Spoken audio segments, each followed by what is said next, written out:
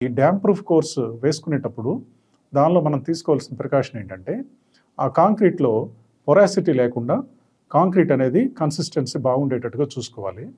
ఆ కన్సిస్టెన్సీ చూసుకొని అప్రాక్సిమేట్‌లీ ఒక 2 ఇంచెస్ థిక్‌నెస్ అంటే దట్ ఈస్ 50 థిక్‌నెస్ అవుతుంది. ఆ 50 థిక్‌నెస్ గనక మనము ఈ కాంక్రీట్‌ని గనక తీసుకున్నట్లయితే, ఆ యొక్క లేయర్ అనేది it protects the water to seep into the wall above the basement level.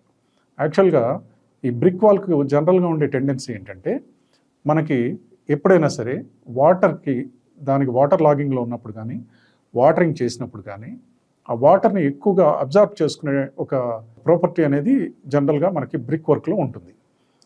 ఆ ప్రాపర్టీ వల్ల ఏమవుతుందంటే, ఆ డాంప్‌నెస్‌ని అబ్జార్బ్ చేసుకున్న తర్వాత, ఆ డాంప్‌నెస్ అనేది ఆటోమేటిక్‌గా పై లేయర్స్ కూడా స్ప్రెడ్ అయిపోతూ ఉంటుంది.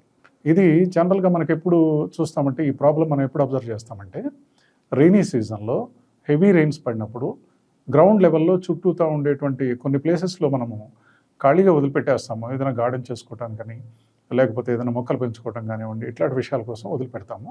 అలాగే కొన్ని సందర్భాల్లో ల్యాండ్‌స్కేప్‌లో మనము గ్రీన్ గ్రాస్ అంటే కార్పెట్ గ్రాస్ పెట్టుకుంటాము. ఆ కార్పెట్ గ్రాస్ పెట్టినప్పుడు స్టెప్పింగ్ స్టోన్స్ వేసుకొని కింద గ్రౌండ్‌లో యాజ్ ఇట్ ఈస్‌గా వదిలిపెట్టేస్తాము.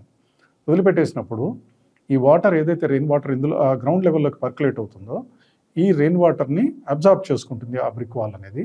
అబ్జార్బ్ చేసుకొని అప్పర్ లేయర్స్ అంటే అబోవ్ ది బేస్మెంట్ లెవెల్‌లో ఉండేటువంటి బ్రిక్ కూడా అది స్ప్రెడ్ అయిపోయే అవకాశం ఉంటుంది. అలా స్ప్రెడ్ కాకుండా అరెస్ట్ చేసేదానికే మనం ఈ డ్యామ్ ప్రూఫ్ కోర్స్ అనేటువంటి ఒక కాంక్రీట్‌ని వినియోగిస్తాము.